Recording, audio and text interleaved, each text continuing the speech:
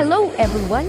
It's almost end of the year, but still, LU fever is waving. So why don't you complete your 2025 bucket list and experience our LU Lakbay journey? Ipukaw mo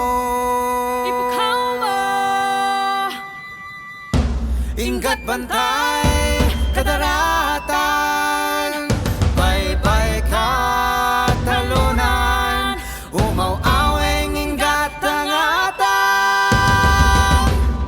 Welcome to San Fernando, La Union, the heart of LU. Dito sa City Plaza, you'll feel the real vibe of the community. May mga batang naglalaro, families na nagre-relax, at bawat sulok parang may kwento ng bawat San Fernandino.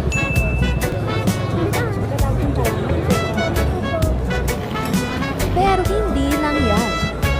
La Union is also known for its faith. Madami ditong simbahan na matatag na bahagi ng kasaysayan. Gaya na lamang ng Bawang Church, o tinatawag nilang Saints Peter and Paul Parish Church. Alam mo ba?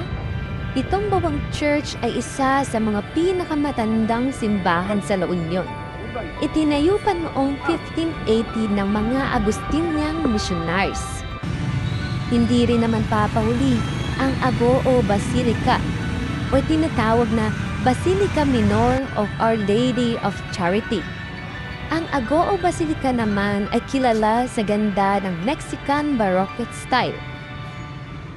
Na-declare pa itong Minor Basilica ni Pope John Paul II noong 1982.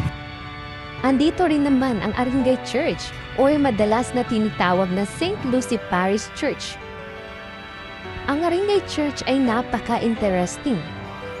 Dahil dati, nasa tabi ng dagat yan, pero nilipat sa kasalukuyang pwesto matapos masira ng lindol noong 1890s. At syempre hindi natin kakalimutan ang San Fernando Plaza, kung saan andito ang St. William Cathedral. Itinayo pa noong late 1700s at ngayon siya na ang sentro ng Diocese of San Fernando. After some soul-soothing moments, syempre, let's go explore, right? Unang stop, Barangay Carlatan. Simple pero peaceful spot kung saan naramdam mo yung hangin ng dagat at init ng mga tao.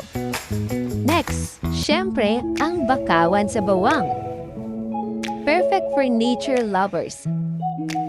Tahimik, presko, at napakaganda for photos.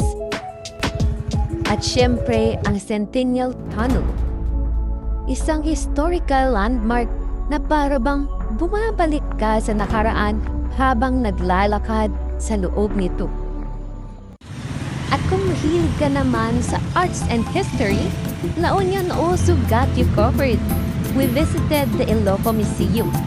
Puno ng artifacts na nagkukwento ng ating nakaraan. At ang bagong Umok Museum, kung saan naman ipinapakita ang creativity at artistry ng mga Ilocano. Modern, expressive, and inspiring. Pero syempre, hindi makukompleto ang trip ko walang food trip. So we went to the Grape Farm. Doon namin natikman mismo ang fresh grapes at of course, the famous grape wine. Of course, hindi mawawala ang Ilocos Empanada. Crispy sa labas, flavorful sa loob, at perfect with suka. So kung ang hanap mo ngayon ay food trip, relax spot, o kaya culture and history adventure, lahat yan nandito na sa La Union. Because La Union isn't just a place. It's a flavor of life.